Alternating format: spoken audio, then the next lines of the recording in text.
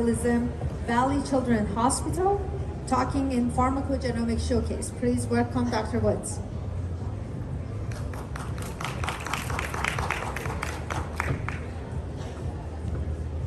All right, hello, and thank you all for being here this afternoon. So today I'll talk about really point-of-care pharmacogenomic testing with some novel qPCR-based technology developed by Kelliop.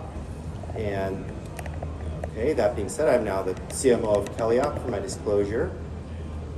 So the big question here is, why does turnaround time matter for pharmacogenomics? We've got multiple booths of pharmacogenomic companies that are out here today, but as a clinician, I'm a physician who actually sends pharmacogenomic testing. I can tell you that turnaround time for pharmacogenomic testing is 2 weeks. If you're lucky, you're probably in the real world a little bit closer to a month. The problem with that is most of your clinical problems that you run up against, you need an answer that day or maybe even that hour to really guide your prescribing and how you're going to manage the patient. And today I'll talk about a solution for that problem right here. It's the RapidSeq 126. So you can see the machine there with a little tray that opens up. That is a multiplex qPCR machine that accepts the microfluidic cartridge there on the right, or sorry, the little cartridge beside it. And with that, that's a single-use cartridge. So you put the sample in, and it's really a sample to answer system. So with that, the RapidSeq 126, you get answers anywhere between 20 and 45 minutes. It can detect now up to 144 alleles. So we just recently added on some melting curve analysis, which gets us up from 72 to 144. And with additional technological advances that are expected in the next months to years, we should get well above that. And it uses a single-use microfluidic cartridge that's custom made for us. And a big bonus to this system, as well as the HL7 data formatting that is used. So that means the information that you get from the RapidSeq can directly interface with your major electronic health records, such as Epic, Cerner, etc. And then you can generate best practice advisories that really help you manage the patient in real time. Then the cost, it's relatively low cost, and it's designed to be produced at scale and really at a cost that should be approachable even in the developing world. So it is anticipated that it could be rolled out globally and not just for really wealthy countries. So basics of how it works, you get your sample, you put it in the microfluidic cartridge, you put the microfluidic cartridge in the machine, and you get your answer in under an hour.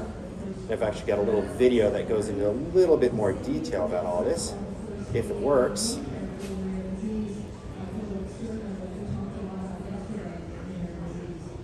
Okay, I think it is going now. Okay, here we go. All right. So my time with the AV actually worked out. I spent beforehand. Okay, so we've got the RapidSeq system, a little bit outdated, but up to 144 variants. You've got your machine right there. It's really robust. There was a previous iteration that was actually used for the DoD. So it's designed to go on a Black Hawk helicopter, really rough environments with a lot of dust. A lot of motion, so it's very robustly built. You can also daisy chain them. You can get more than one if you've got a big lab, you want to run multiple tests at the same time. And it's pretty straightforward to use. It's designed to be used by a nurse or even a health tech, someone with no laboratory training at all. And the idea is you're really replacing your whole lab staff with just a single person that drops something onto the cartridge in a little sample inlet there. And then a bunch of microfluidic magic happens. And everything is digitally scannable, so you can make sure you've got the right patient to the right cartridge. And then that will all get passed on to your electronic health record. All right, here's our microfluidic magic here that gets you through the elution, mixing stages, etc. You've got a couple valves there in the middle. The top three little foil portions there are the actual liquid reagents. So all your reagents are in the actual cartridge. You've got a little plunger that gets everything to move through the microfluidic circuit. And all this is self-contained, so there's no cleanup or anything required. So you can do one cartridge after another. So it's highly automatable as well.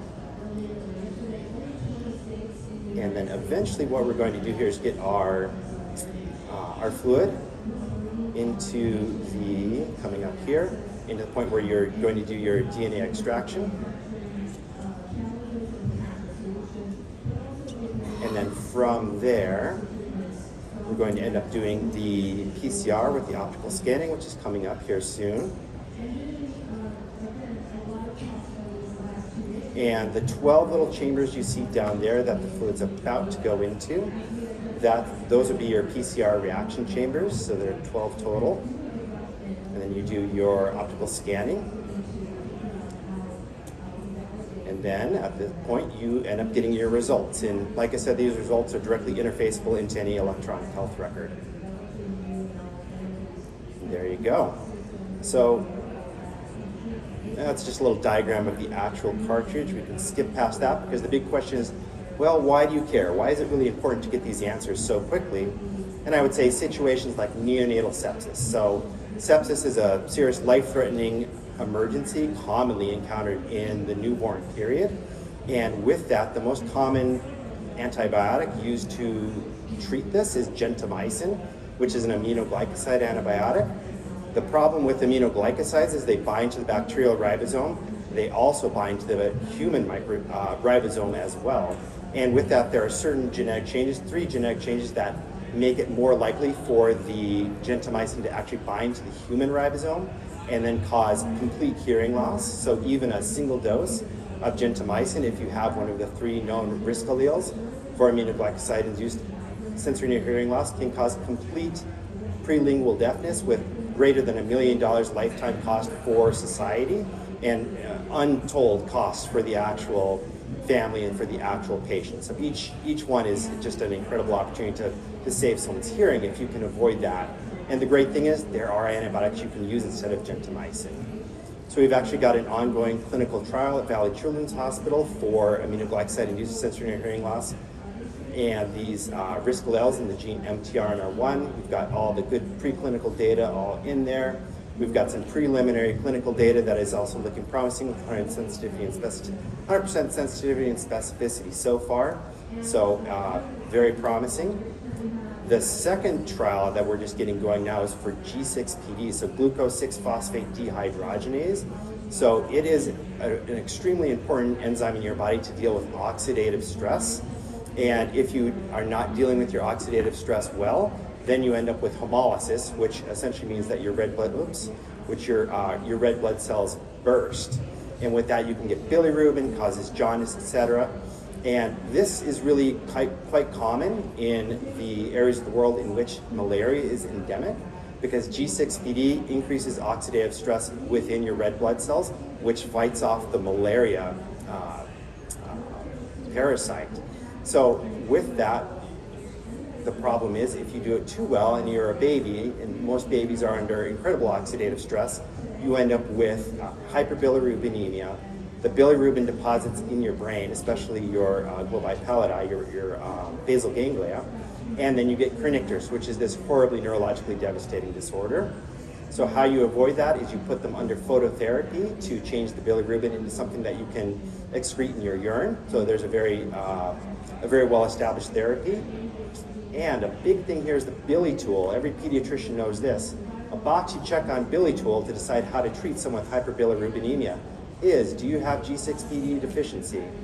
In my time as a pediatrician, did I ever check that box? No, because you absolutely never know, unless there's a very strong family history.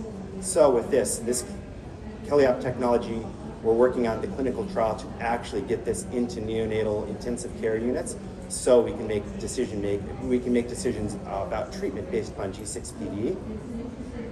Big thing too is the actual distribution of G6PD risk alleles.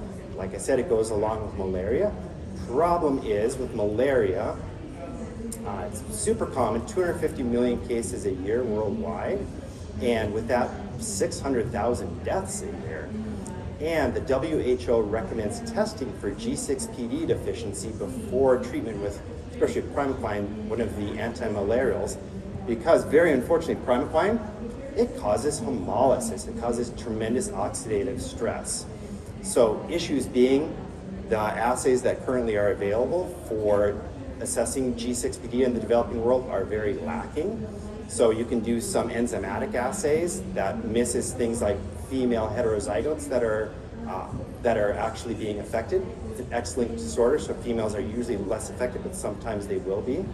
So with this, we've developed the RapidSeq system to actually detect these G6PD alleles, and we've also built in a parallel enzymatic test, so you're not missing people that are, say, female heterozygotes that the genetic testing would otherwise miss. So it's something that can be really rolled out worldwide. So all of those 600,000 deaths could potentially, or 600,000 deaths from malaria could really be ameliorated if you had better treatment and more targeted treatment with G6PD testing with this Kelliop technology. So really something you could roll out globally. You could roll it out in community health clinics. You could roll it out in birthing centers. There are other applications as well. So it's already very well validated for a variety of viruses. We're working on a human herpes virus trial as well. And with that, we're looking specifically at cytomegalovirus. So that's a common infection in newborns that is neurologically devastating as well. And it's actually one of the most common causes of intellectual disability is CMV.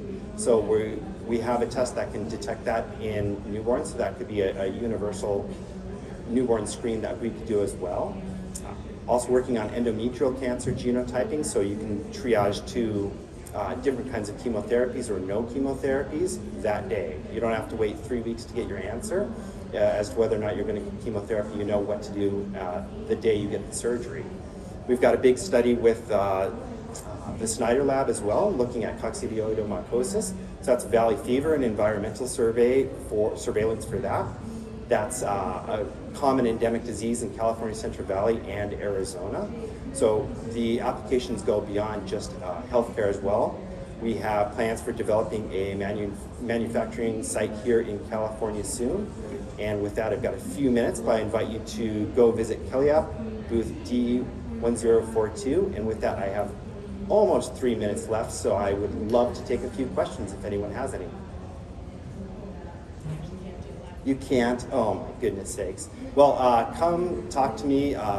Frankie's our wonderful CEO and CSO. He's over here as well. And thank you very much for your time.